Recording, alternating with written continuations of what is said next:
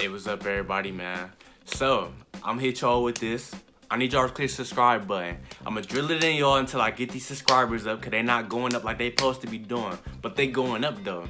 We need to get to 100 before the summer comes. Spring is next week. Do the math. We don't got that much time left. So I'm gonna do my part. I just need y'all to do y'all part. Click the button first. If you ain't click the button, click the button, man. And then, feel free to, share my video, get people hip so they can, oh, I like this channel. I'm gonna click the subscribe button. Then that's a subscriber because of you. So yeah, just go ahead. We gonna do our part. So I'm ready to talk to you guys about the Browns' recent free agency / all-season moves. So I know I got some bandwagoners out here that's gonna watch the video. Last year we was 7-8-1. We should have been 12-4 or 11-5, but shit happens, man. So I'm here to talk to you guys about the recent moves we made last week and part of last week, free agency. I'm just here to present the moves to you guys. I know you guys already got ESPN, Bleacher Report, etc.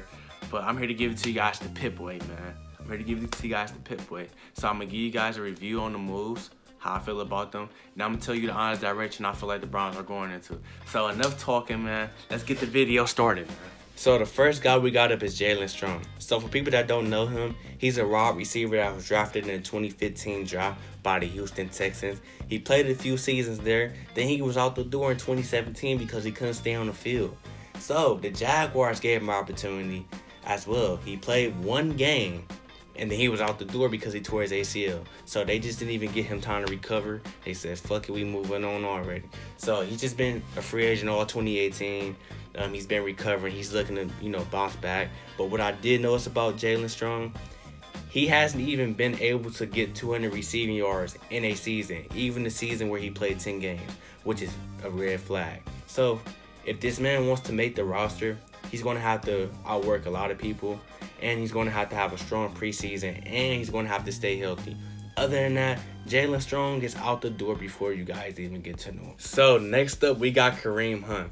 This is one of John Dorsey's boys. That's why he's here in Cleveland. And honestly, Kareem Hunt had an outstanding rookie campaign. He had outstanding rushing yards, and he made the Pro Bowl his first year. His second year out, he was going to make the Pro Bowl. He was having outstanding numbers as well. But he got caught up in some trash downtown at the 9 Hotel, beating up a girl on camera, kicked her in her face. It was no Ray Rice type shit. But it's domestic violence, and domestic violence shall not be promoted, and is very unacceptable. So he got cut from the Kansas City Chiefs. The Browns picked him up a few months back, and he's been on the team ever since. He's now facing an 8-game suspension, which is not going to hurt us because we still have Nick Chubb and Duke Johnson. But Kareem Hunt crowds that backfield. So sooner or later, one of those guys are going to get traded. Honestly, I really hope Kareem Hunt gets flipped after he plays good. That way we can continue forward with Nick Chubb and Duke Johnson. But most likely, Duke Johnson's going to get traded. But Duke Johnson's a good player, but Kareem Hunt, he's better. So next up, we got Greg Robinson. He an offensive tackle that we got on that left side of the line, man. And he really stepped up for us last year, so we couldn't just let him walk in free agency. We said, fuck it, give him a 1-year deal worth $7 million. And hopefully he can, be good, man, because last year he had to save number 69's ass. 69 was getting anally molested, raped, every fucking game. He was holding like 5 times a game, and that shit was pissing me off. They benched that nigga after Hugh Jackson got fired. Greg Robinson stepped up, and he really played pretty solid. This guy was considered a bust. Now he redeemed himself, and hopefully he can just play his role this year. That's it. Just play your role, Greg, for that check. Yeah, man. So next up, we got my nigga Odell Beckham Jr., man. Y'all already know what Odell do, man. Odell is a star. He done made multiple Pro Bowls, etc. People out here mad talking about something, yeah, we gonna have to pay him all that money. We're not gonna be able to pay all our young dudes that's up and coming.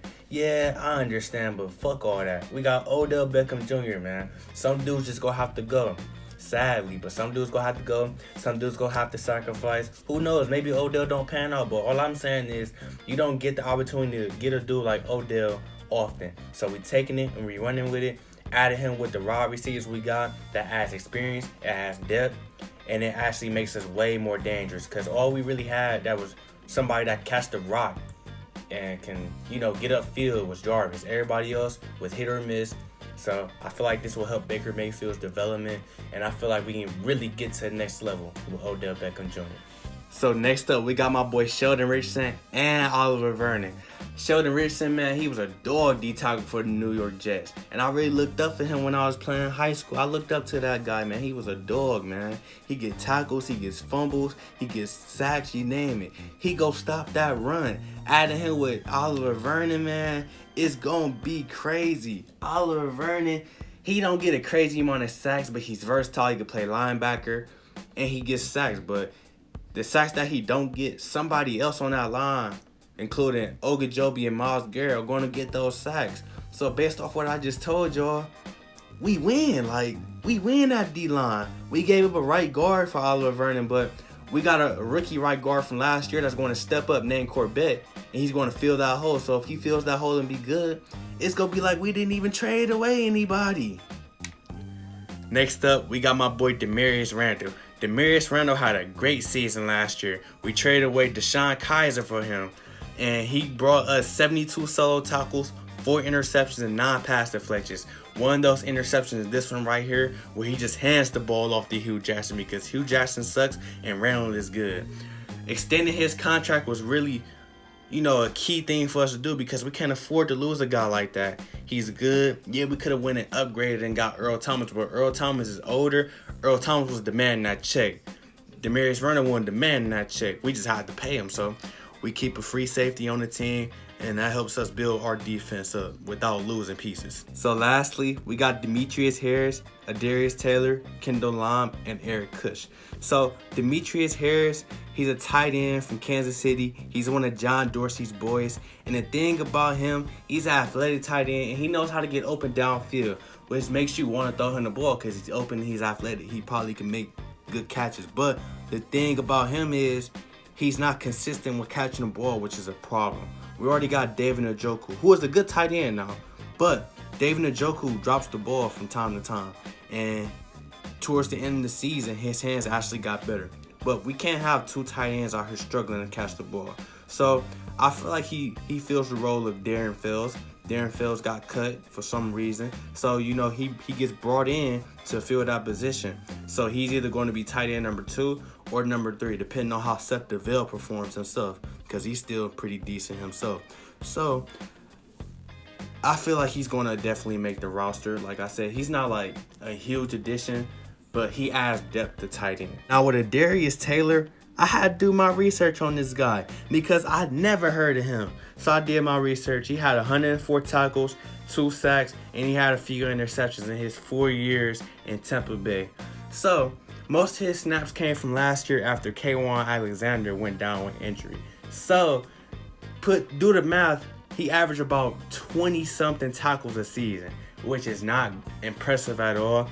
Most likely he's going to be used on special teams a lot. He's also going to probably be in a little bit of a rotation at linebacker because we often have linebacker injuries. So he's going to be able to fill that gap. Hopefully he plays good. He's a 28-year-old, so he's not going to be around the team long because he's not that good. So he'll be here though he'll be here for a little bit. I don't even know if he's going to make the roster, but you get what I'm saying. He going to be here for a little bit though.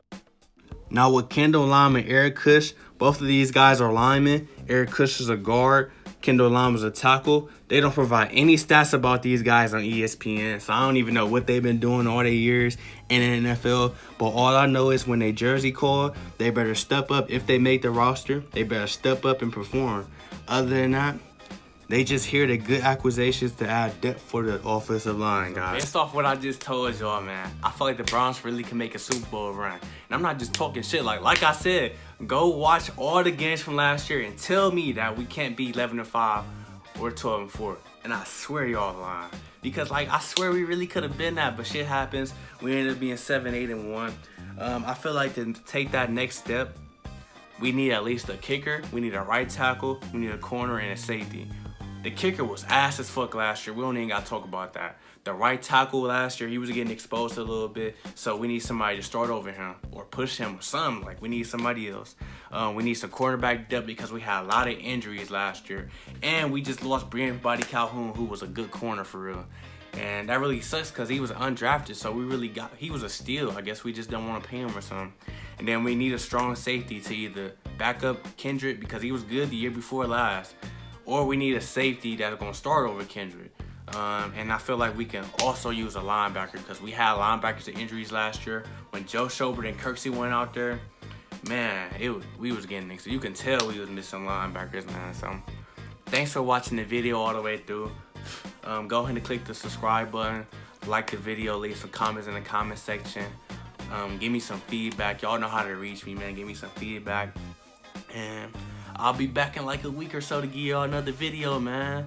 Also, y'all can tell me some suggestions y'all want me to start doing, and I'll see what I can do, you know? So, yeah, I'll see y'all, man. Click that button, help me get the subscribers up to 100.